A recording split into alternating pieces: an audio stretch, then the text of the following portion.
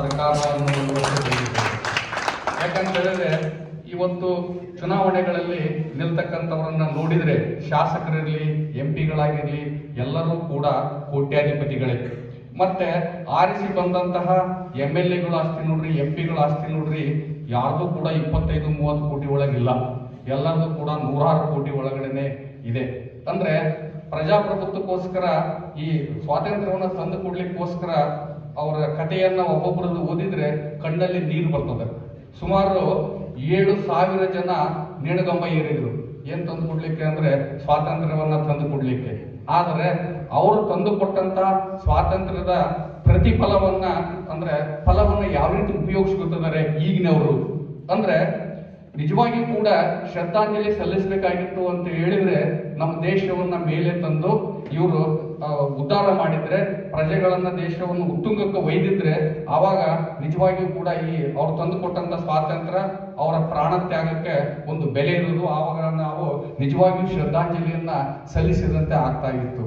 ಆದ್ರೆ ದುರಂತ ಅಂತ ಹೇಳಿದ್ರೆ ಇವತ್ತು ಅಧಿಕಾರ ಅಂದ್ರೆ ಒಂದು ವಿಷಯ ಹೇಳ್ತೀನಿ ನಿಮಗೆ. ಅಧಿಕಾರ ಅಂದ್ರೆ ಏನ್ ತಿಳ್ಕೊಂಡ್ಬಿಟ್ಟಿದ್ದಾರೆ ಅಂತ ಹೇಳ್ಬಿಟ್ರೆ ನಾವು ಸಂಪತ್ತನ್ನ ಗಳಿಸ್ಲಿಕ್ಕೆ, ಆಸ್ತಿ ಮಾಡ್ಲಿಕ್ಕೆ ಅಂತ ಹೇಳಿದ್ರೆ ಇಟ್ ಈಸ್ ಕಂಪ್ಲೀಟ್ಲಿ ರಾಂಗ್. ಅಧಿಕಾರ ಅಂತ ಹೇಳಿದ್ರೆ ಮುಖ್ಯವಾಗಿ ಯಾವುದೇ ಪೋಸ್ಟ್ ಇರಲಿ, ಇನ್ಕ್ಲೂಡಿಂಗ್ ಯಾವುದೇ ಇರಲಿಲ್ಲ, ಅಧಿಕಾರ ಅಂದ್ರೆ ಜವಾಬ್ದಾರಿ. ಅಂದ್ರೆ ಅದನ್ನ ನಾವು ಮರ್ತು ಬಿಟ್ಬಿಟ್ಟಿದ್ದೀವಿ. ಅಧಿಕಾರ ಅಂದ್ರೆ ಬರೀ ಬೇರೆ ರೀತಿಯಲ್ಲಿ ಅರ್ಥೈಸುವಿಕೆಯನ್ನ ಇವತ್ತು ನಾವು ಕಾಣ್ತಾ ಇದ್ದೀವಿ. ಇದಕ್ಕೆ ಒಂದೆರಡು ಉದಾಹರಣೆಗಳನ್ನ ನಾನು ಕೊಡ್ಲಿಕ್ಕೆ ಬಯಸ್ತೇನೆ. ಮೊನ್ನೆ ಒಂದು ಸುಮ್ಮನೆ ಆರ್ಟಿಕಲ್ ಓದ್ತಾ ಇದ್ದೆ ಪೇಪರ್ ಅಲ್ಲಿ. ತಮಿಳುನಾಡಿನ ಮುಖ್ಯಮಂತ್ರಿ ಆಗಿದ್ರು ಕೆ ಕಾಮರಾಜ್ ಅಂತ ಹೇಳಿ, ಕಾಂಗ್ರೆಸ್ ಪಕ್ಷದಲ್ಲಿ 60ನೇ ದಶಕದಲ್ಲಿ. ಅವಾಗ ಏನಿತ್ತಪ್ಪ ಅಂತ ಹೇಳಿದ್ರೆ ಒಂದು 10 ಸೀಟ್ ಅವ್ರ ವಿವೇಚನಾ ಕೋಟದಲ್ಲಿ MBBS ಸೀಟ್ಗಳನ್ನು ಕೊಡ್ಬೋದಾಗಿತ್ತು. ಅವರು ಅಂದ್ರೆ ಯಾರಿಗೆ ಬೇಕು ಅವ್ರಿಗೆ ಕೊಡ್ಬೋದಾಗಿತ್ತು.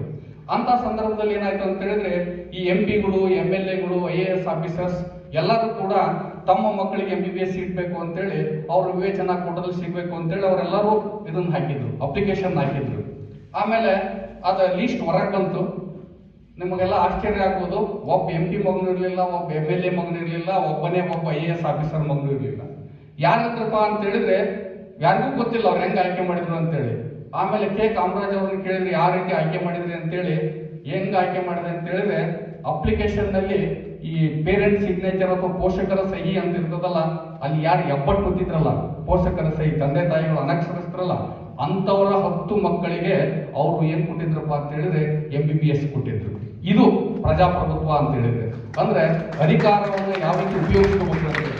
ಆವಾಗ ಅವ್ರು ಪ್ರಶ್ನೆ ಮಾಡಿದ್ರು, ಅವ್ರಿಗೆ ಯಾಕೆ ಕೊಟ್ರಿ ನೀವು, ನಮಗೆ ಯಾಕೆ ಕೊಡ್ಲಿಲ್ಲ ಅಂತೇಳಿ. ಅವ್ರು ಹೇಳಿದಂತ ಕೆ ಕಾಮರಾಜ್ ಹೇಳಿದಂತ ಒಂದು ಮಾತು ಏನಪ್ಪಾ ಅಂತ ಹೇಳಿದ್ರೆ, ಅದು ಏನೈತಿ, ಅನಕ್ಷರಸ್ಥ ಕುಟುಂಬ ಐತಿ. ಆ ಕುಟುಂಬದಲ್ಲಿ ಒಬ್ಬ ಅಕ್ಷರಸ್ಥ ಉದಯ ಆಗ್ತಾ ಇದ್ದಾನೆ. ಮುಂದೆ ಆ ಕುಟುಂಬ ಸುಶಿಕ್ಷಿತ ಅಷ್ಟೇ ಆಗೋದಿಲ್ಲ, ಒಂದು ಬೆಳವಣಿಗೆ ಹೊಂದಿದಂತ ಕುಟುಂಬ ಆಗ್ತೈತಿ. ಬಡತನದಿಂದ ಏನಾಗ್ತದೆ ಅಲ್ಲಿ ನಿರ್ಮೂಲನೆ ಆಗ್ತೈತಿ. ನೀವೆಲ್ಲ ಶ್ರೀಮಂತರಿದ್ದೀರಿ, ಅದಕ್ಕೋಸ್ಕರ ನಿಮಗೆ MBBS ಸೀಟ್ ಕೂಡ ಅವಶ್ಯಕತೆ ಇಲ್ಲ, ಅದಕ್ಕೋಸ್ಕರ ನಾನು ಅವ್ರಿಗೆ ಅಲಾಟ್ಮೆಂಟ್ ಮಾಡಿದೆ ಅಂತಕ್ಕಂಥ ಮಾತನ್ನ ಕೆ ಕಾಮರಾಜ್ ಅವ್ರಿಗೆ ಹೇಳ್ತಾರೆ. ಇದು ನಿಜವಾದ ಅಧಿಕಾರವನ್ನ ಯಾವ ರೀತಿ ಉಪಯೋಗಿಸಬೇಕು ಅಂತಕ್ಕಂಥದ್ದು. ಮತ್ತೆ ಎರಡನೇದಾಗಿ ನಾವು ನೋಡ್ತೀವಿ ಬರೀ ಶ್ರೀಮಂತರೇ ಆಯ್ಕೆಯಾಗಿ ಬರ್ತಾರೆ ಅಂತ ಹೇಳ್ಬಿಟ್ಟು. ನಿನ್ನೆ ನಾನು ತರಳಬಾಳ ಹುಣ್ಣಿಮೆ ಮಹೋತ್ಸವ ನಮ್ಮ ಭಾಗದಲ್ಲಿ ತುಂಬಾ ಅದ್ದೂರಿಯಾಗಿ ನಡೀತದೆ. ಸಿರಿಗೆರೆ ತರಳಬಾಳ ಜಗದ್ಗುರುಗಳವ್ರದ್ದು ಒಬ್ರು ಹಿಂಗೆ ಭಾಷಣ ಮಾಡ್ತಾ ಇದ್ರು, ದೇವೇಂದ್ರಪ್ಪ ಅಂತ ಹೇಳ್ಬಿಟ್ಟು. ಅವರು ಈಗ ಜಗಳೂರಿನ ಶಾಸಕರು. ಅವ್ರ ಭಾಷಣ ಕೇಳ್ತಾ ಇದ್ದೆ. ಅವ್ರು ಏನಿದ್ರಪ್ಪ ಅಂತ ಹೇಳಿದ್ರೆ ಶಾಸಕರಾಗೋದಕ್ಕಿಂತ ಮುಂಚೆ ನಿಮಗೆಲ್ಲ ಆಶ್ಚರ್ಯ ಆಗ್ಬೋದು, 33 ವರ್ಷ ನಳಂದ PU ಕಾಲೇಜ್ ಅಂತ ಇದೆ, ಆ ಕಾಲೇಜಿನಲ್ಲಿ ಜವಾನನಾಗಿ ಗಂಟೆ ಬಾರಿಸ್ತಾ ಇದ್ರು. ಅವರು ಆ ಕ್ಷೇತ್ರದ ಶಾಸಕರಾಗಿದ್ದಾರೆ. ಅವ್ರು ಹೇಳ್ತಾ ಇದ್ರು, ತುಂಬಾ ಚೆನ್ನಾಗಿ ಮಾತಾಡ್ತಿದ್ರು. ಅವರ ಮಗ ಒಬ್ಬ IAS ಆಫೀಸರ್ ಆಗಿದ್ದಾನೆ, ಮತ್ತೊಬ್ಬ ಡಾಕ್ಟರ್ ಆಗಿದ್ದಾನೆ. ಅಂದ್ರೆ ಅಂತವರು ಆಯ್ಕೆಯಾಗಿ ಬರುವಂತ ವ್ಯವಸ್ಥೆ ಬರಬೇಕು. ಆಗ ನಿಜವಾಗಿಯೂ ಕೂಡ ನಮ್ಮ ಪ್ರಜಾಪ್ರಭುತ್ವ ಅಂತಕ್ಕಂಥದ್ದಕ್ಕೆ ಏನು ಬರ್ತದೆ ಅಂತ ಹೇಳಿದ್ರೆ ಒಂದು ಮೌಲ್ಯ ಅಂತಕ್ಕಂಥದ್ದು ಬರ್ತದೆ ಅಂತಕ್ಕಂಥದ್ದನ್ನ ನಾನು ಹೇಳಲಿಕ್ಕೆ ಬಯಸ್ತೇನೆ.